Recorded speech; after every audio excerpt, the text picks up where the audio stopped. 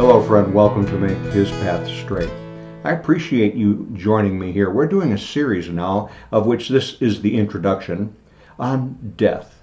And we need to climb to Bible ground on death. There's a lot of misconceptions out there, and most importantly, a lot of fear. And the single reason, the most important reason I thought to sit down and try and get some content put together here is because of fear. We fear death. We don't talk about death, and it's uncomfortable for us. Don't need to be that way. Not when we're walking on Bible ground, because death is something that's going to go away. Notice the scripture is very clear. It has a life cycle. Death appears in the beginning. In the day that thou eatest thereof, thou shalt surely die. And then at the end, in Revelation, there shall be no more death. No more death. So how are we going to approach this subject in the next 4 lessons together? Well, as far as the Bible ground on death, the first lesson is going to be, why death? Why should there be death at all? And here are some reasons, biblical reasons why it's there. First, death is the evidence of the unchallenged supremacy of God. That's our first point that we're going to make. Also, death, that brings emphasis that God is distinct from man. Very important. The scripture is very clear about drawing that line, that distinction between God and man. And then it's the natural evolution of the 3-part nature of human beings. And we're going to talk about that in some detail there. The 3-part nature of human beings, the spirit, the body, and the soul. And then the evolution of where does that go after we die? It's a natural thing. God thought it up. It's a pretty cool thing. And then fourthly, on this first piece, is the establishment of his miraculous deliverance. Death exists in order for God to be glorified, that he is victor over death. So that's our first installment will be why death. The second installment will be about the unseen places. The unseen places. There are places that God has already created that are in existence right now that we can't see or even know about so much. But the scripture gives us plenty. Here's a little diagram I'm drawing. You're going to become very familiar with this if you stick through the second installment here on death. And each one of these areas represented by boxes here, unseen.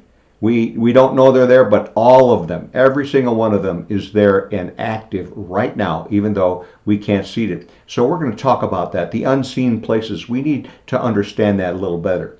The third installment is going to be on, well, what happens when I die? What happens at death? Gee, it's a great topic. I want to hear all about that. Well, we're going to have some points about that. One of the things that happens is that the righteous come face to face with Jesus. That's pretty cool. But another thing that happens, and by the way, this is not a sequential thing. There's people who break up and start new churches because I think this way, that comes first, this comes third. Nonsense. We're not concerned about all that. The judgment of both the righteous and unrighteous will take place after death. And then there's this transformation of mortal to the immortal. Let's not forget, every human being lives forever. The Spirit of God that he breathed into us is immortal, and we'll have new bodies in death. And either we spend that forever with God, or we spend that forever, that immortality, away from God in a place called hell. And we're going to learn a little more about that as well. But there's a transformation that must take place after death. And then the fourth point that we're going to make is that after death, we're going to see for ourselves in Revelation of so many of the promised glories in the scripture that highlights for us. It's going to be a very exciting chapter, and I trust that you'll stick around for that installment. So that's what happens at death. And then the fourth and final installment of our lesson on Bible ground to death is called The Truth Shall Set You Free. And what I'm after here, instead of having all these bullet points and all this interest area, is this. It's to reveal and challenge our fear of death. One point only, and just a whole passel of scriptures to help us challenge ourselves to say, hey, listen, I'm a little afraid. I don't know about death. It's a little creepy to me. Well, God doesn't want you to feel creepy about death. The scripture is very clear. He wants to comfort you about it. So we're gonna dig right in on that on our fourth installment here. Okay.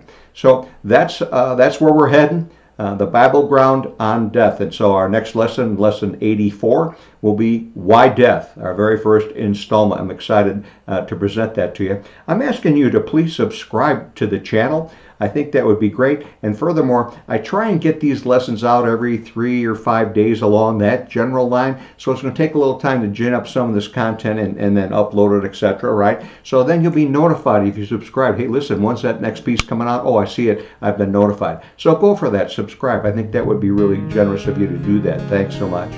And until then, may the Lord bless you as you go.